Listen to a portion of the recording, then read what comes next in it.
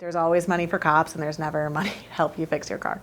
My name is Maureen Hanlon. I'm the managing attorney for civil rights litigation. I've been a lawyer with Arch City since 2019. So for the past about 5 years, I've been one of the lawyers working on our debtors prison class actions against different municipalities. Shortly after the Ferguson uprising, I decided that sort of my next move was going to be to go to law school, and I knew I wanted to stay in St. Louis. You know, one of the funny things about these cases is that part of my desire to go to law school came out of some experiences that the students I was working with would have. For example, one of the students that I was close with had been picked up by the Maplewood police. He had actually called the police, but they ended up arresting him. He was taken to jail. I mean, he was 17 and he was in jail, and he had been in jail for several days on a $1,000 bond.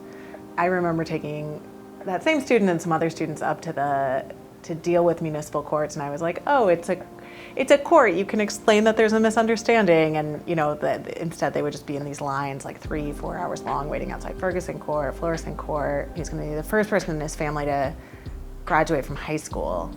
And his court date was set the day of his high school graduation, and they told me there was nothing he could do to move it, and that he had to be in the court date or else he was going to get a warrant out.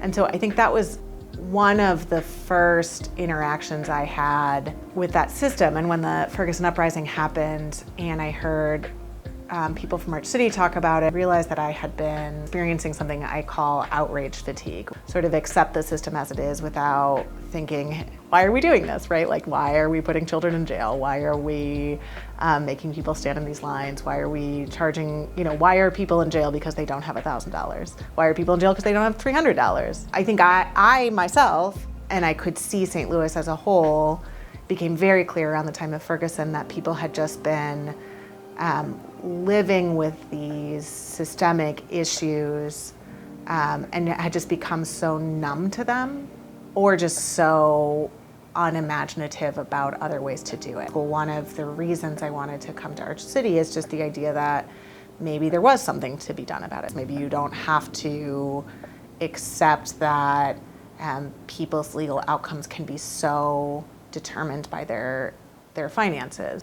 The economic justice cases we have that are these class actions, I think, have a special place for me because it's these incredibly dehumanizing string of little incidents that happen to thousands and thousands and thousands of people. I think that what is so fundamentally offensive about the traffic enforcement, municipal enforcement sphere is the idea is you're going to teach people sort of like personal responsibility by making them pay this fine. That's assuming the barrier is just like laziness. It's assuming that you have the total means, there's absolutely no problems to like comply with this maze of totally fakaked regulations, and the only reason you're not doing that is like a lack of personal responsibility, which I just think is so offensive and just so unappreciative of the financial realities that people are living in. So many of our clients are getting up every day to do things that are like frankly unimaginable and impossible to me, right? Like supporting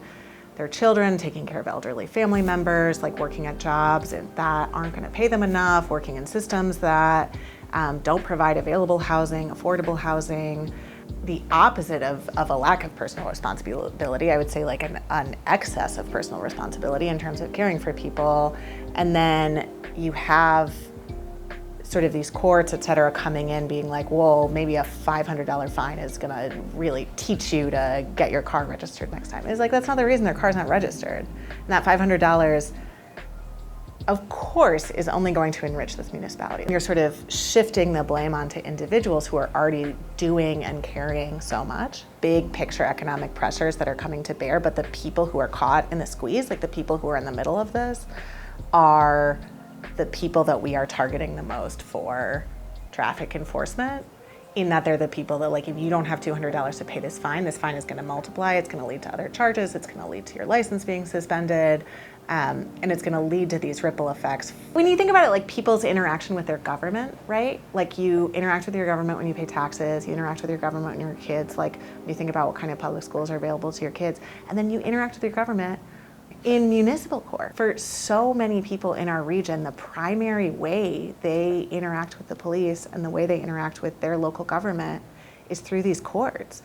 People's interaction with their government being primarily resource extraction rather than resource support. Especially for like the families in our region that need the most help, who are trying the hardest, who have like the most things they have to deal with when they wake up every day. The way they're experiencing the police, the way they're experiencing the government is like just someone kind of shaking them down for money.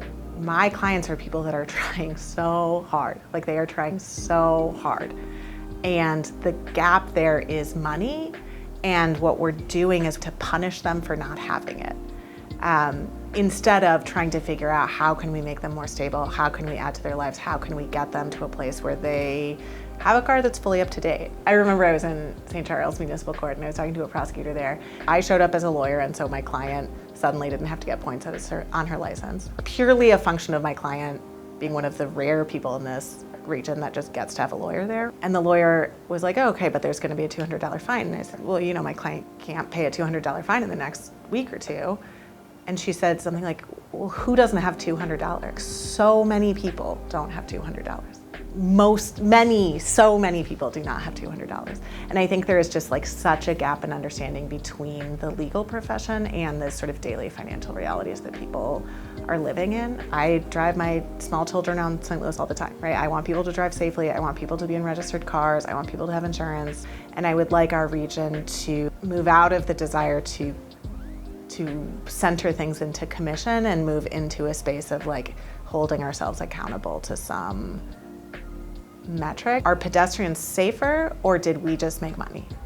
Like looking at this past year, did we just extract money from people who didn't have money, or did we actually increase the way people feel safe moving around our roads, right? And I wish for our region an appetite and a willingness to be accountable. If you add up all of the degrading, all of the dehumanizing, all of the ways in which people's lives have been just set back by these practices that are just so unnecessary, like so needless, just needless cruelty. What we're trying to do here is to interrupt some of that so that either the parts of it that are over the line constitutionally, but also just helping people think about expanding our range of options to help our clients, to help all of us be safer in a way that doesn't drain people.